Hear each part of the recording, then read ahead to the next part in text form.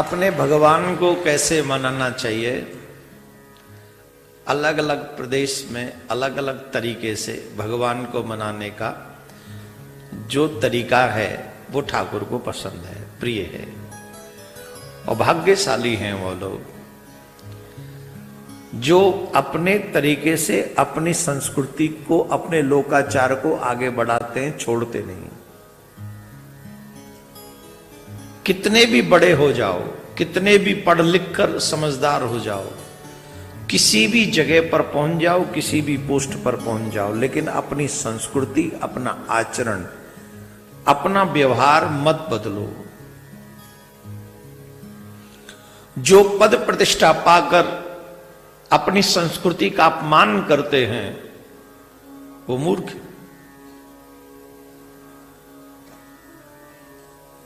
श्रेष्ठ मनुष्य वही है, किसी भी स्थिति में कहीं भी पहुंचने पर वो अपनी संस्कृति का परित्याग नहीं करते।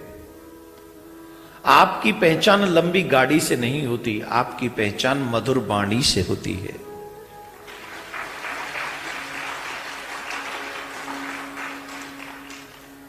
अब देखो, धर्म की रूपरेखा को समझना बहुत मुश्किल काम है। बहुत से एक दो लोग प्रश्न करते हैं, प्रश्न क्या करते, डायरेक्ट अटैक करते हैं हम पर। ये देखो, इनको शर्म आनी चाहिए, सनातनी धर्म गुरु हैं, ये ऐसे जोर जोर से बोलते। अब उन बेशर्मों को कौन समझाए कि हमारे कृष्ण ने तो अर्जुन से कहा था गांडीव उठा, और जो धर्म के विरुद्ध खड़े हैं सीधे तीर चला और उनकी छाती पर भौंक दे, ऐसा जो अधर्म की भाषा दोबारा खड़ी न हो सके। तुम ये सोचो कि हमें मार दो, और तुम ये सोचो कि हम बोले ही नहीं। तुम ये सोचो कि तुम हमारी संस्कृति को नाश कर दो, और तुम सोचो कि हम बोले ही नहीं। ये कैसे संभव है? मैं आप सबसे आग्रह करता हूं, किसी को मारने के लिए नहीं उठिए, लेकिन अपने बचाने को, अपने आप को बचाने को, अपनी संस्कृति को बचाने के लिए तो उठना ही पड़ेगा। हमारा संविधान उसे सेल्फ डिफेंस कहता है। क्या कहता है? और सेल्फ डिफेंस में अगर कोई व्यक्ति किसी का मर्डर कर दे तो उसे मर्डर नहीं माना जाता। और ये सच है, अगर कोई हमें मारने आए और हम अपने आप को बचाएं तो हमारे बचाने का तो अधिकार है हमको। हम किसी को मारने नहीं जाते, लेकिन बचाने का अधिकार तो है। और अपनी संस्कृति को बचाने के लिए आवाज बुलंद करनी चाहिए। देखिए, हम और आप, प्रॉब्लम पता है क्या है? जब अच्छा ही होता है तो हम कहते हैं हाँ हमने किया है, और जब धर्म को बचाने की बात होती है तो बोले भगवान आएंगे। जब जब हो धर्म के आने, तब तब धर प्रभु विविध शरीरा। भगवान आएंगे, हमें क्या करने की जरूरत है? ये गलत सोच है। भगवान तब आएंगे जब हम कायर बन जाएंगे। लेकिन जब हम में कुछ दम होगा तो भगवान को आने की आवश्यकता नहीं पड़ेगी। और कोई भी बेटा ये नहीं चाहेगा कि कोई काम करने के लिए मेरे रहते मेरे बाप को जाना पड़े। अगर हम परमात्मा के सच्चे उपासक हैं तो हमें हमारी संस्कृति बचानी पड़ेगी, धर्म का प्रचार विचार करना पड़ेगा, घर घर में सनातन पहुंचाना पड़ेगा।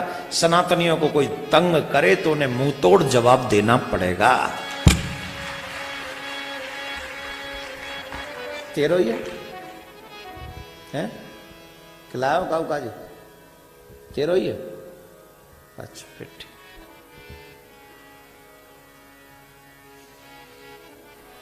समझ रहे हैं आप? जब जब मनुष्य कायरता में जाता है, आलस्य में जाता है, अपने विनाश की ओर जाता है, तब तब परमात्मा को चिंता होती है। भागवत का प्रादुर्भाव भी इसी के कारण हुआ। कैसे हुआ? भगवान गोलोक में विराजमान है, उदास, मुखमंडल मुरझाया हुआ, किशोरी जी ने पूछा, क्यों उदास हो आप, उदासी का कारण क्या है? तो उन्होंने कहा, ये संसार के लोग मेरे अपने ही तो हैं, मेरे ही द्वारा बनाए हुए तो हैं, और जब मेरे द्वारा बनाए हुए ये लोग हैं, जब ये बुरे कर्म करते हैं, बुरी योनियों में जाते हैं, दुख पाते हैं, कष्ट पाते हैं, तो फिर मुझे दुख होता है। जैसे आपके बच्चे दुखी हों किसी कारणवश, तो मां बाप सुखी होते हुए भी नहीं हो सकते, होते हैं? जवाब दो। बेटा बहु दुखी हो, बेटी दुखी हो, दामाद परेशान करता हो, आप सुखी रह पाओगे? तुम्हारे लिए तो कोई प्रॉब्लम नहीं, कोई बीमारी नहीं, हारी नहीं, बीमारी नहीं, दवाई नहीं, कुछ नहीं।